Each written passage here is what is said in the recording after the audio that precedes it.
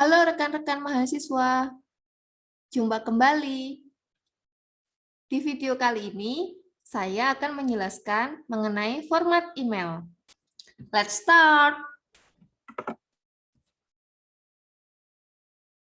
Nah, bagaimana seharusnya email secara teknis ditulis? Apakah ejaan di email benar-benar penting? Berikut adalah 3 hal dalam format email. Yang pertama bentuk, kemudian panjang, dan yang terakhir ejaan.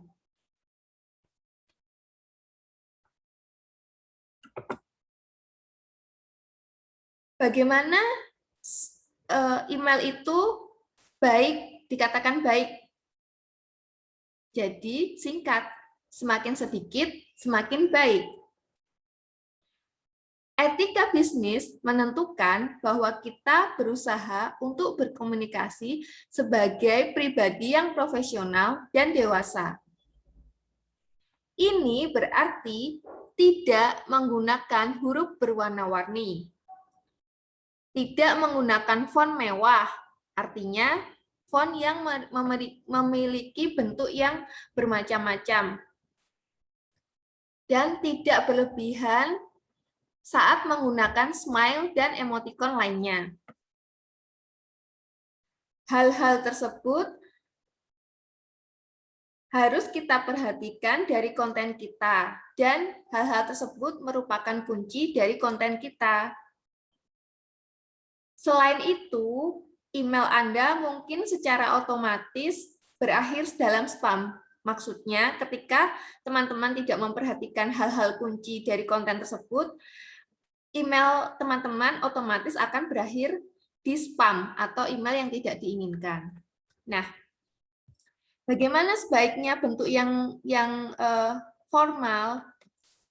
Yaitu menggunakan font standar program email seperti Arial, Sans Serif, Calibri, Times New Roman. Nah, font size-nya antara 10 sampai 12, warna huruf hitam, dan spasinya tunggal. Selain itu, Anda dapat menggunakan huruf yang tebal, digarisbawahi, miring, saat Anda ingin menekankan beberapa informasi penting. Misalnya, batas waktu pengiriman dokumen adalah 25 September 2021. Nah, Anda bisa menebalkan kalimat 25 September 2021. Kesalahan yang sering terjadi yaitu menggunakan slang dan singkatan. Menggunakan slang dan singkatan sebenarnya tidak dipermasalahkan saat Anda bertukar pesan dengan teman Anda. Apabila Anda dan teman Anda memiliki hubungan sangat dekat. Namun, dalam kebanyakan situasi bisnis, tujuan Anda adalah bertindak secara profesional dan tertulis. Jadi, menggunakan slang dan singkatan kurang mencerminkan diri Anda sebagai seorang profesional dan dewasa. Kemudian, jangan menulis dengan huruf besar semua. Ini dapat diartikan Anda sedang berteriak. Juga jangan menulis semua kata dalam huruf kecil. Yang terakhir, yaitu di sini maksudnya menulis terlalu panjang, yaitu adalah gunakan paragraf pendek dan kalimat pendek. Email berisi 50 kalimat dalam satu paragraf dapat dipastikan tidak akan dibaca. Seperti itu.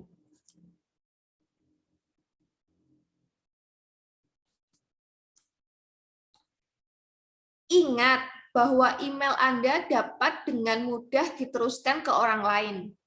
Paling buruk diposting di jejaring sosial. Oleh karena itu, selalu jaga apa dan bagaimana Anda menulis. Kita lanjut ke poin selanjutnya, yaitu panjang body text. Seperti yang telah berulang kali saya jelaskan, email harus singkat. Panjangnya tentu saja bergantung pada kesempatan dan tema.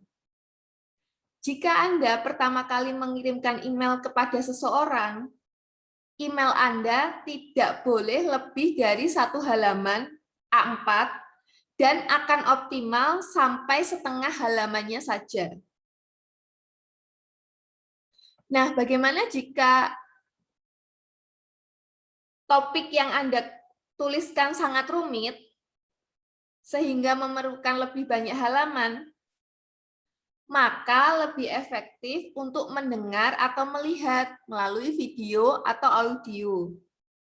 Jika mungkin, lampirkan topik dalam dokumen atau presentasi terpisah.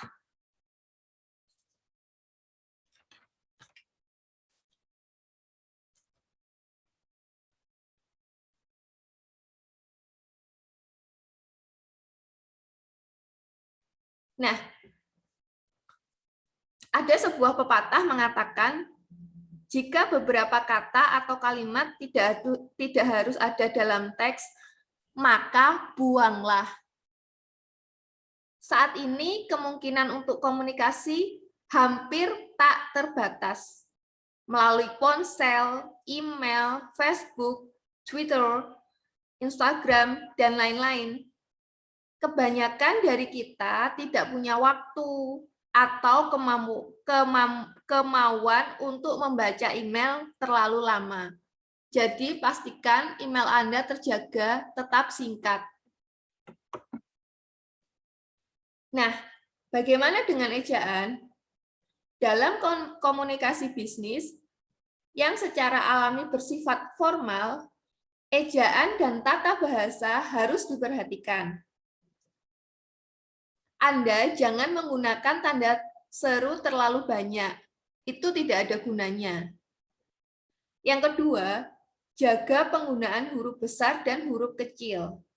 Jangan sampai Anda menggunakan huruf besar semua yang terkesan seperti Anda berteriak. Yang terakhir, periksa isi email sebelum dikirim.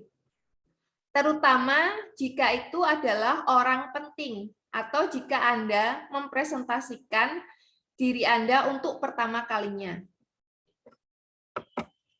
Nah, sekian video kali ini. Sampai jumpa lagi.